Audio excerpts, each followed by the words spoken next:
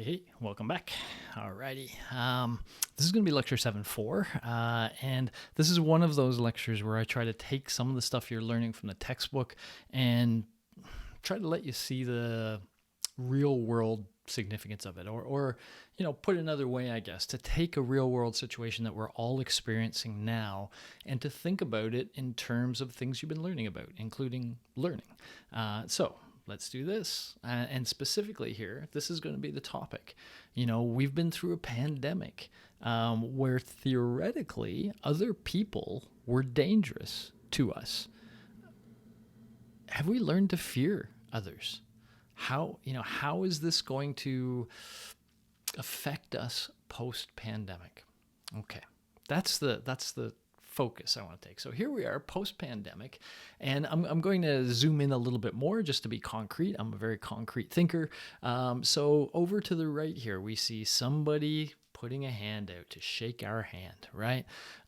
This is a very primitive reflex. So let's start by talking limbic system a little bit. We're going to bring in the limbic system now and then. Remember I said our behaviors to the world, a lot of them are consciously mediated. So the frontal lobes kind of take control of things. And this is especially when we're in some novel situation or when we really need to strategically think about something.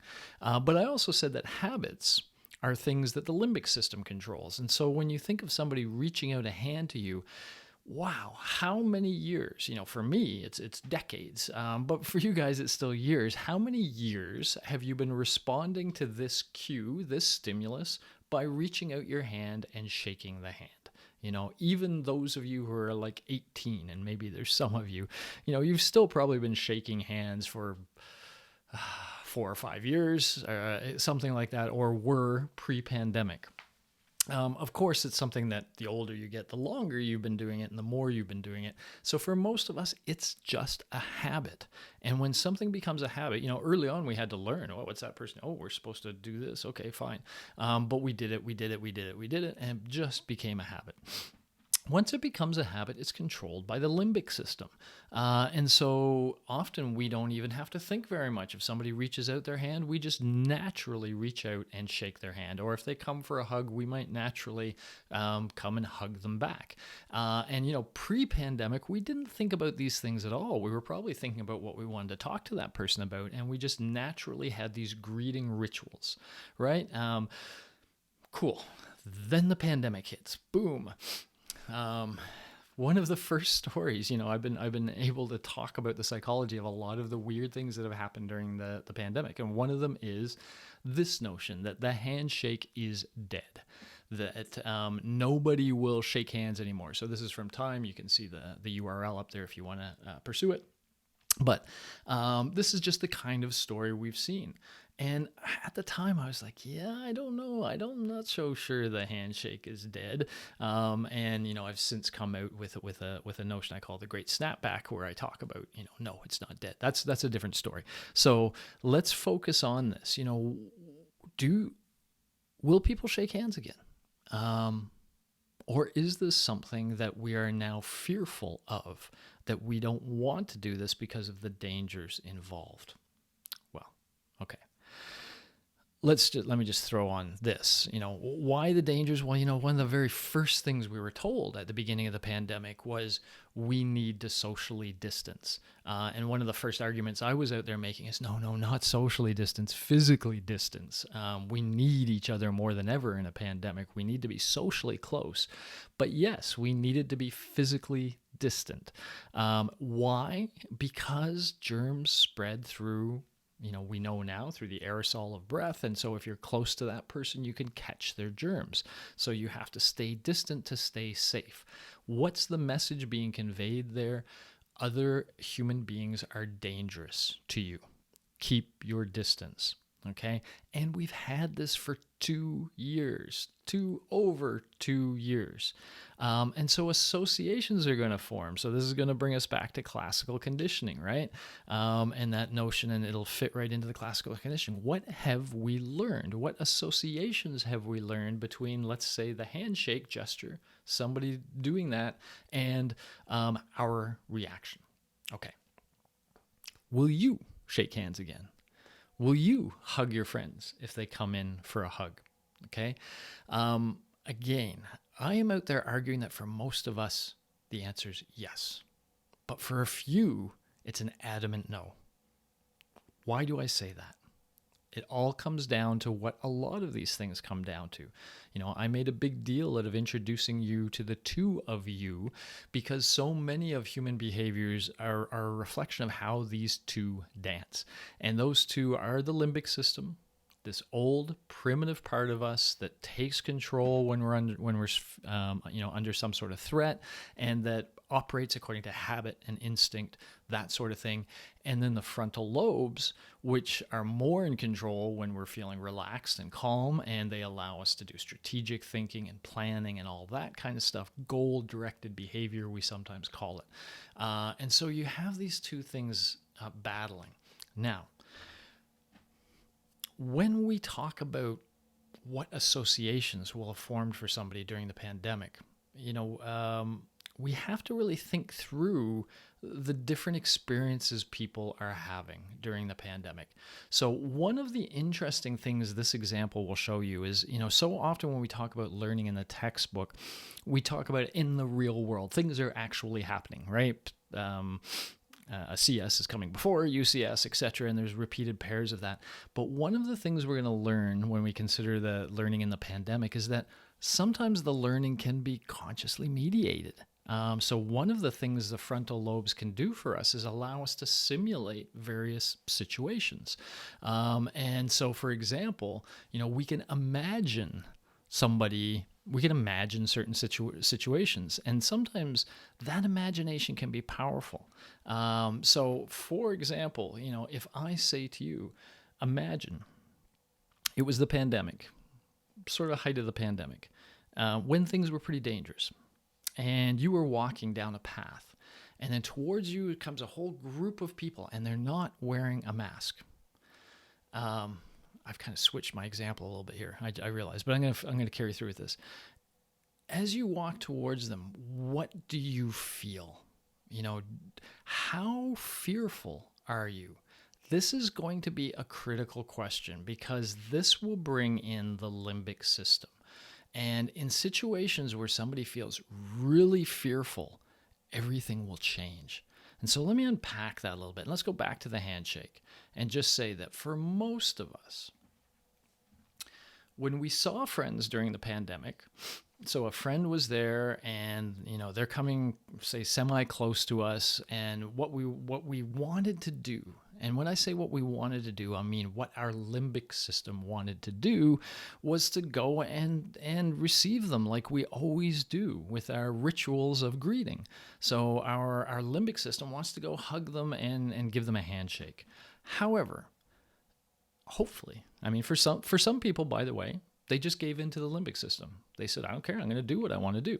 And that's more common among younger people, which is why we saw, less compliance with certain rules, with the social distancing and stuff with younger people. There's different priorities going on. But let's assume you are a rule follower. So you see these friends, you want to greet them in the traditional way. That's what your limbic system is pushing you to do. But you consciously remember that it's dangerous right now, and it's dangerous to shake hands or hugs. And then you consciously inhibit shaking hands or hugging. Okay. So notice this is all frontal lobe stuff, right? The limbic system still wants to do what it always does, but the frontal lobe saying, no, no, no, no, no, don't do it. Now, by this scenario, as soon as we feel safe again, then we're no longer going to feel it's dangerous. And if we no longer feel it's dangerous, we no longer have to inhibit the behavior. This is the great snapback that I predict, that for the vast majority of us, once we feel safe, we will just stop inhibiting these behaviors, which have always been there, right? So in this case, the limbic system has not changed. It always wants to do what it always did, which is the normal human ritual of greeting. But we were inhibiting it. But we only inhibited it when we think it's not safe. As soon as we think it's safe, we stop inhibiting. Many of us are there now. Many of us are going out to restaurants, not wearing masks, going to grocery stores. I see the grocery stores are full of unmasked people now. People have snapped back to their way of being. And maybe the handshakes takes a little longer for some people because it was so highlighted early on, but I know I've had a number of handshakes since the pandemic, and it's still the natural thing to do. It might be a result of my Kijiji addiction, sharing things or selling and whatever. And so you meet people and you want to shake their hands. I'm shaking hands again. Handshake will not be dead for most of us. But here's the other interesting story that'll connect us back to the association that was formed. For some people, either they were in a compromised position themselves, or somebody very close to them, somebody in their household, maybe they lived with an older family member who they truly felt could be killed by COVID. So, maybe they thought this thing could kill me, or it could kill somebody in my family, and they were existentially fearful about that. They were truly fearful, deep emotional reaction. So for those people, the thought of shaking hands, so I just want to mention this, it doesn't even have to happen in the real world. The very thought of it, having that image in their head of shaking hands or hugging, could trigger this negative emotional response from the limbic system. Okay? So this is a different scenario. These people are really scared. So over here, you saw your friend, put their hand out or whatever. It didn't scare you. You just said, no, I better not do that. These people's like, oh my God, you could kill me. You could kill someone in my family. If you have that kind of reaction, existential fear, this thing could kill you, then our limbic system, I'm going to go back here for a second, has a special sort of system for that. Anytime something really scares us, that is when it triggers the amygdala, right, which kicks in our fight, flee. That's what produces the emotion of fear. But it also does something else. It kicks in the hippocampus. The hippocampus is responsible for learning and memory. You're going to hear more about it in Chapter 8. But what the brain actually does is it says, whatever that stimulus was that produced this extreme anxiety in me, I want to kind of learn about that, and I want to try to learn what predicts that it might happen. Because if I'm in a situation where that could happen, I'm actually going to learn to be scared in that situation. I'm not going to wait for somebody to reach out a hand or whatever. If I am in a context where somebody might do that, then that context for me will be associated with fear. So it generalizes the fear response and goes beyond the actual act of shaking a hand to the things that predict a handshake might be coming. And so that could be just walking into a room with people, you're acquainted with, any one of whom could reach out to shake your hand. And so the notion is, yes, these people would be terrified if somebody tried to shake their hand, but their brain might actually be learned to be terrified if somebody might shake their hand, if they're in a context where that could happen. This is the same process that produces post-traumatic stress disorder. And in fact, this is sort of a form of post-traumatic stress disorder. So for those people, shaking hands becomes associated with these strong negative emotional states. And not just shaking hands, but again, the context in which handshaking could happen. And they may have trouble ever doing those things again. Because in this case, the limbic system wasn't just being held back, right? Over here, the limbic system wanted to shake hands and hug, and the frontal lobe said, no, you can't. And then at some point they say, okay, you can do it again. That's most of us. But in this case, the limbic system has learned something about these stimuli. It has learned to fear them, to associate fear with those stimuli. And these people, small minority of us, small minority of us, but those people who felt real dread and fear from the pandemic may have a really, really hard time reintegrating. I use shaking hands as an example, but being around crowds, being around people who aren't wearing masks, all of these things could continue to instill fear in them, even once it's safe out there. because the limbic system is primitive. And once it learns something, it tends to, again, it's often in control, right? And so once it's learned to associate various things with fear, then when it sees those things, it just feels fear. And it's very hard to consciously mediate the limbic system. Okay.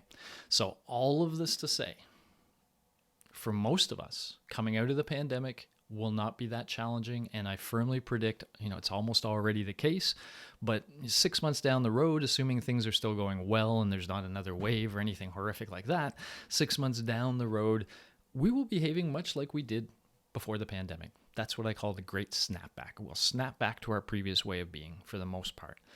But for some of us, it's going to be awfully hard.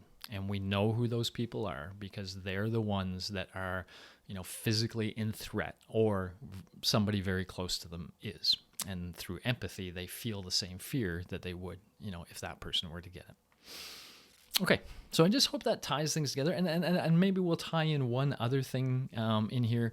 You will learn how certain associations can be formed faster. So you'll learn about taste aversion, and you'll see how it can form with just one trial of learning. Somebody can learn to dislike some sort of food that makes them sick.